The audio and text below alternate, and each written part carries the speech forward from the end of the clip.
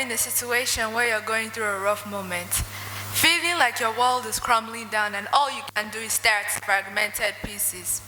Well, many of you might have been in a situation like this, a situation where you feel heavily drained.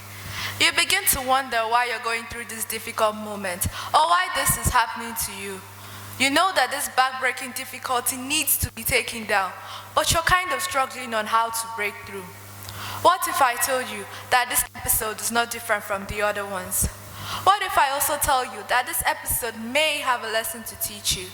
I would like to explain my viewpoints through an unfavorable experience, what I usually call an episode. Growing up for me, having to deviate from my academic life was quite strange, as being isolated in a box filled with books and studying these books was a regular default for me. I was always dumbfounded whenever my parents talked about what they like to do for fun or what their favorite sport is.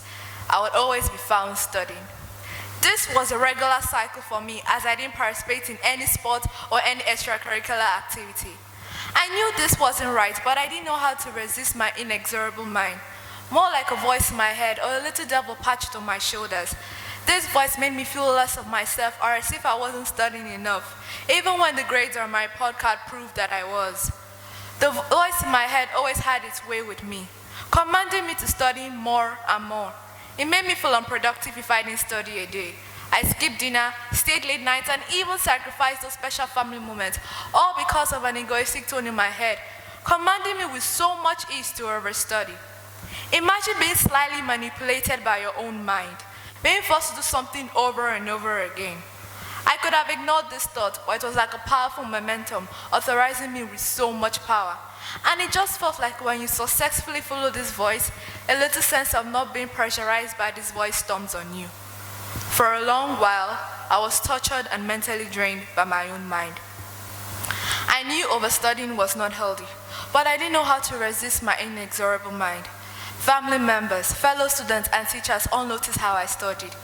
They all gave me a similar advice. They all said, don't stress yourself, don't be too hard on yourself, don't study too much. But what they didn't know was this voice in my head that always made me to do nothing else but study.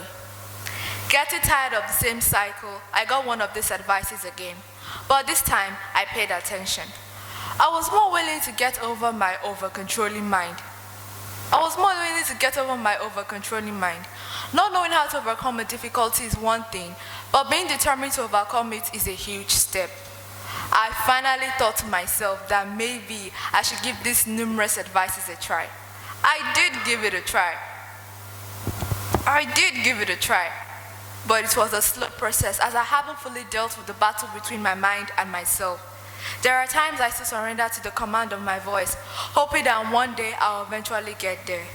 Although this was a backbreaking difficulty, I learned some basic life lessons. Firstly, consideration.